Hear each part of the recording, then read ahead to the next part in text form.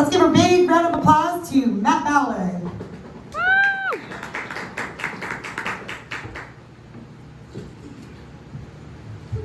Wichita, how's everyone doing tonight? All four of you. I'll take it. Food, furniture. Well, I'll take it. All right. But before I get started, I do want to do a quick PSA for those of you that brought young children. If you don't want them to learn any new vocabulary words or answer any awkward questions on the ride home, you might want to go take them outside to go play with Bluey or hit them with some earmuffs, because the humor will get dark and it will get sexual. But with that being said, how's everyone doing? You guys doing all right so far? Yeah.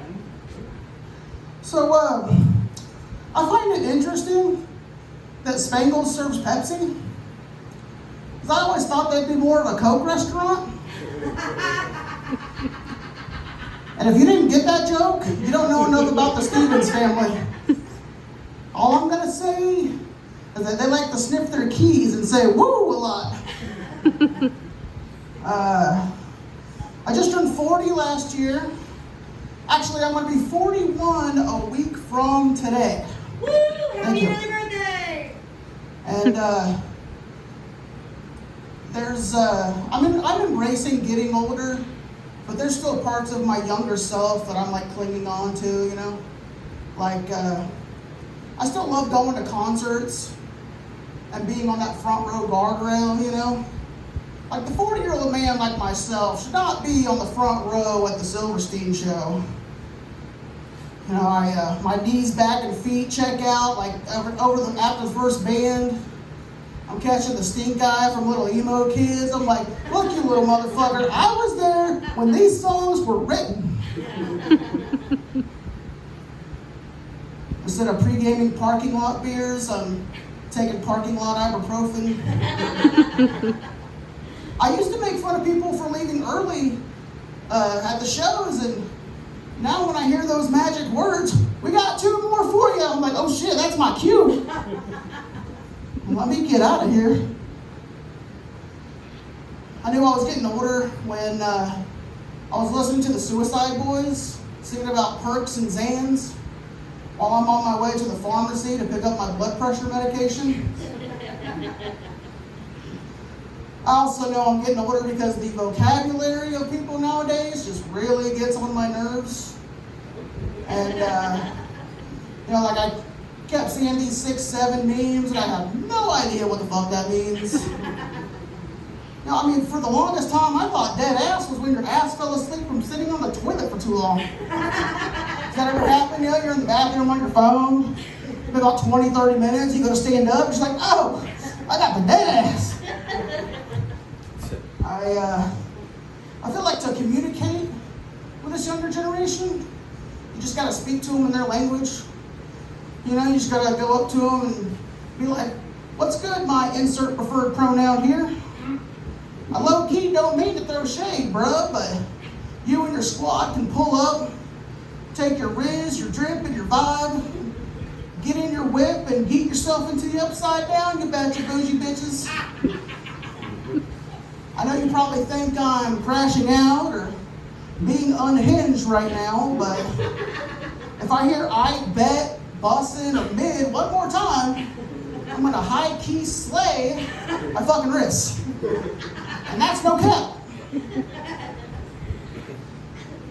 Speaking of vocabulary, something I was thinking about the other day. Who came up with the phrase, fuck you, and the horse you rode in on? Like, what did the horse ever do to anybody? And who's traveling by horse anymore, right? Like, I feel like the only time that phrase can ever come into play nowadays is like, if you're in Old Town, you know, and it's last call, Wichita PD comes rolling in like it's an episode of Bonanza. You know, like it's 2 in the morning, you're outside the club, you're trying to seal the deal with this girl you've been talking to. Here they come, bum ba da dum ba da dum bum. All right, moving along, club's closed, go home. You're outside, you're drunk as shit, you're just like, hey, fuck you, and that horse you rode in on, Officer Cockbutt. I think we need to update that phrase for 2026. What do you think? Yeah. I think we should change it to fuck you and that cyber truck you drove in on. Also, if this state is going to make trans people give up their driver's license, but people over the age of 75 can still get behind the wheel and activate my road rage, they got their priorities fucked up. Because I've never been behind a trans person going 10 miles under the speed limit. They're weaving in between the lanes and shit. I'm yelling at them, get the fuck out of the way. You know what, I've never seen, hear, or heard about a trans person driving through a building. You know, it's always some 80-year-old blue hair. They put it in drive and they meant to put it in reverse. And the next thing you know, Quick Trip's got a drive-through. We got any country music fans out there? I like old country. I like old school country, but I like the titles of old school country music songs. You know, like You're the Reason God Made Oklahoma. It's supposed to be a love song, but that sounds like an insult to me. You know, that's like, you got bad breath. Well, you're the reason God made Oklahoma. What? The audacity. What about that song Before He Cheats? You guys know that one? You know, the one where Carrie Underwood finds out she's been getting cheated on, goes out and commits a bunch of crimes. Now she fucks up this man's car. Women all over the world loving it. You know, yeah, fuck it up, sis.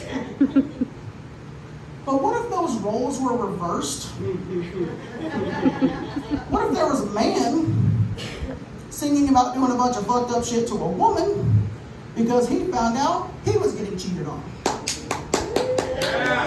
It wouldn't be a #1 song, I'll tell you that much. Can you imagine how that song would go? Because I threw her makeup in the can and put all of her nudes on OnlyFans, sold her shoes to a lady down the street, took a big fat shit in her coach purse, pissed on her clothes to make things worse. Maybe next time she'll think before she cheats. Hey. Thank you. I told Kevin there was one bit where I was going to sing. Switching gears now to something completely different. Which one of your parents do you think you inherited your kinks from? Yeah, because I love to eat ass, and I can't picture my mom spreading cheeks. She's an angel. I must have got that from my dad, whoever that may be. This mysterious phantom of the fart box. I had a stepdad, but the only thing I ever got from him was self-deprecating depression and bruises, which also explains a lot. I'm glad I grew up when I did, though, because, I completely lost that one. I'm glad I grew up when I did because, can you imagine living with your parents? With all the kinks that are out there now? You know, because like walking in on your parents fucking, like that's traumatizing enough, but, you know, you walk in, your mom's like tied up, you're just like, yo, what the fuck? Dad, is this what you wanted me to take Boy Scouts? I still keep in contact with my best friend from high school. You guys still talk to anybody you went to high school with? I've had some weird friends in my life. I have a friend that's into calling his girl mommy, but honestly, I think he's just really into sucking titties. I have a friend that says things like, I've got that dog in me. The first time he said it, I told him it must be female because he's a bitch. And then he shit on my floor. We're not friends anymore though, because one day he bit me, so I had to put him down.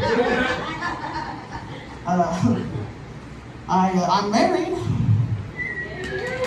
I'm definitely glad to just be out of the dating scene, you know, because when I was dating, there was, I met quite a few girls that were like into the whole daddy thing, you know, like calling their guy daddy, which I didn't mind it. But this one girl I dated, She was into the daddy thing so much, like she would mess with my thermostat just so I'd punish her. No, I couldn't fuck her unless I was wearing white New Balance sneakers with grass stains on them. We'd be in bed, she'd be like, I'm coming. I'd say, hi, coming, I'm Dad. And then just empty the clip. I'd yell at her for not holding the fleshlight straight. I'm like, hey, you asked for this. I did the poly thing for a while. That was exhausting while it lasted. I was dating 2 girls. They lived in different cities. So I literally had hoes in different area codes. But, the downfall of dating multiple people is you gotta pay for twice the shit, twice the food, twice the dates, twice the plan B. Shit, we didn't break up, I just went broke. And I met my wife and told her I was poly, and she said, I'll poly whoop a bitch's ass. And that was the end of my hoe phase, ladies and gentlemen. My wife turned a hoe into a husband. But, now when I was dating, my preferred dating site was Plenty of Fish. And I compare my time on POF to actual fishing. Like I threw back the ones I didn't want, lied about how many I caught. I got on there hoping to find a nice wide-mouthed bass with no gag reflex, and ended up catching a couple crabs and went back to their baby daddies after our first date. Got kicked off Christian Mingle for having this. That's the real fishing right there. For having the screen name Blessing Bitches 24/7. My bio said, looking for a nice church girl that'll pray to the Father in the streets but submit to Daddy in the sheets. I didn't last too long on Farmers Only either. My bio said plowing the fields by day, plowing ass by night. I dated a girl that was half black, half Puerto Rican. She was the kind of girl that made me both scared and hard. You know that kind of girl? I have a type. We had to break up because I never knew if she was either going to fuck me or cut me. I dated a girl that was into getting fisted. She was a handful. I hate when a girl tells me that I can come wherever I want, because I always end up putting it in her best friend. You gotta be a little bit more specific, baby. Had a girl snort coke off my ass once, her idea. But the problem with that is that, my ass is pretty good size, so that was like a nice long, like Sam Kinison style line. And when she did that line, she overdosed right there on my ass. That's like doing a body shot out of my belly button. Like, you're gonna get fucking alcohol poisoning.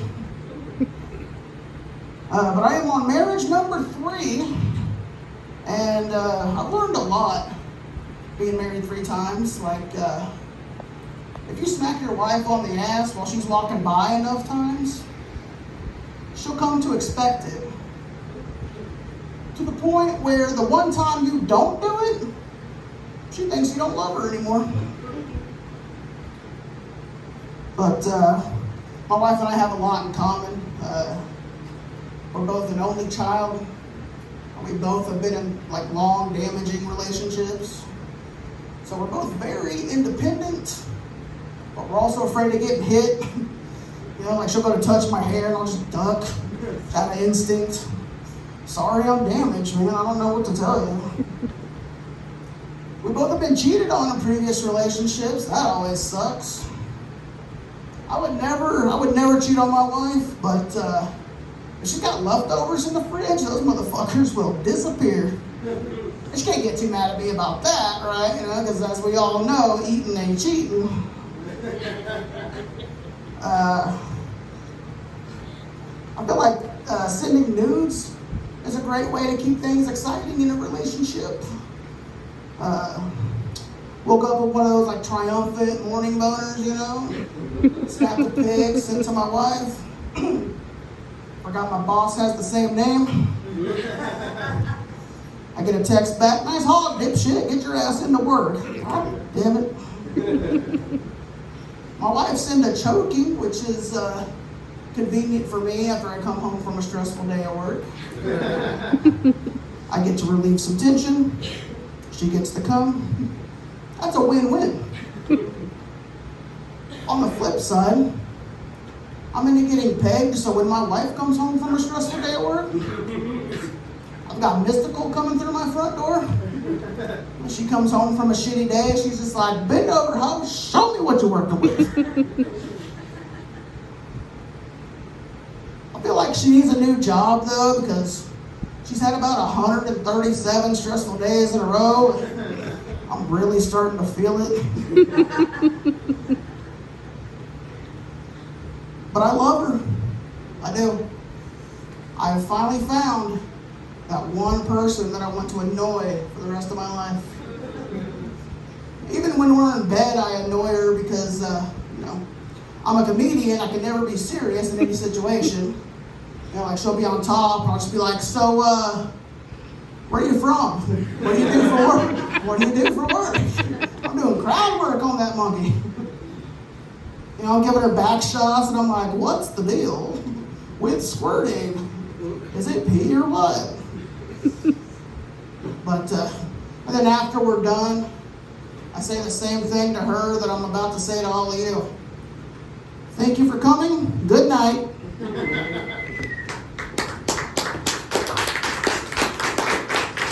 Thank you, guys. But, so before I get out of here, I do want to share a quick story. And it's about this hat that I'm wearing. This hat was sent to me and signed by my favorite comedian, Ralphie May. And I messaged him like way back in the MySpace days. His wife responded and asked for my address. And I got this hat in the mail a couple weeks later.